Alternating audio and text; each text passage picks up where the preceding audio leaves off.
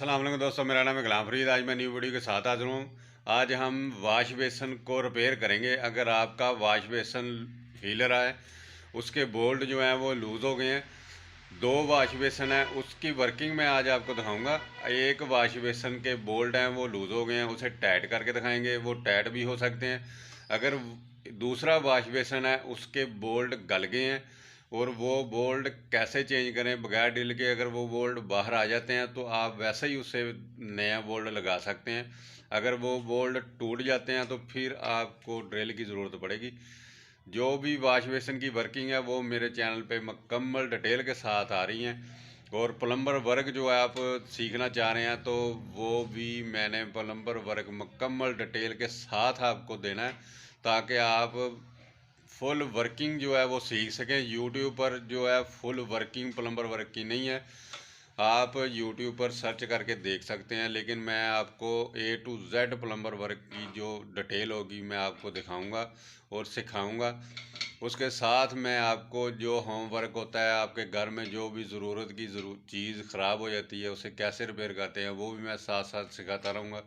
अगर वीडियो अच्छी लगी तो लाइक करके जाना। अगर आइंदा वीडियो देखना चाह रहे हैं तो चैनल को सब्सक्राइब ज़रूर करना, ताकि आइंदा आने वाली वीडियो भी आप तक पहुँचती रहे। चले आए, अब हम वर्किंग की तरफ जाते हैं और वाश बेसन की रिपेयरिंग करते हैं कैसे होता है।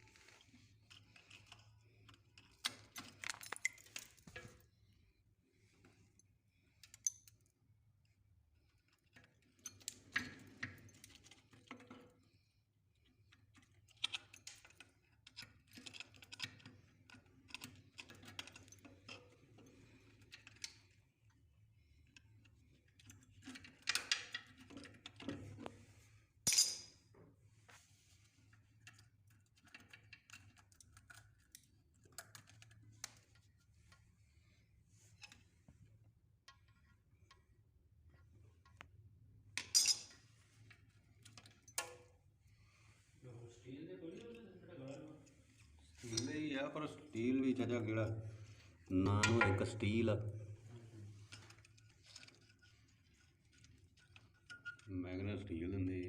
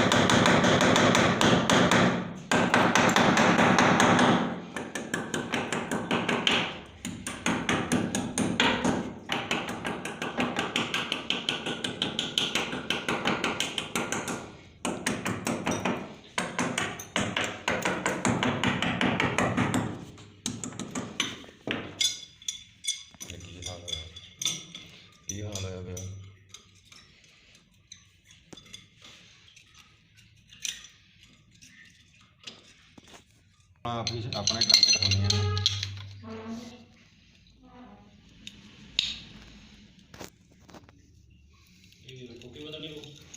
ਨਹੀਂ ਆਪਾਂ ਖੋਲ ਕੇ ਦੇਖਦੇ ਜੇ ਖੁੱਲ ਕੇ ਵੱਜ ਜੂਗੀ ਟੂਟੀ, ਕਿਹੜਾ ਸਸਤੀ ਹੈ। ਟਰਾਈ ਕਰਦੇ ਹਾਂ ਯਾਰ, ਆਪਣੇ ਕੋਲ ਪੂਰੇ ਆਪਾਂ ਕਿਹੜਾ ਕਰ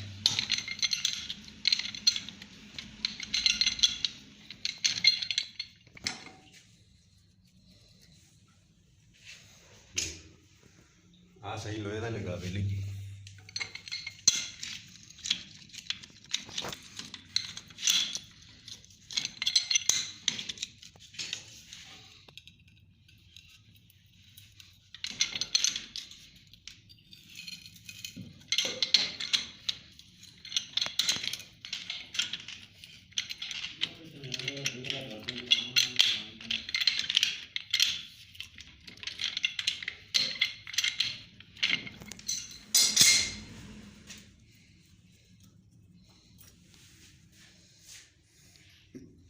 ਬਸ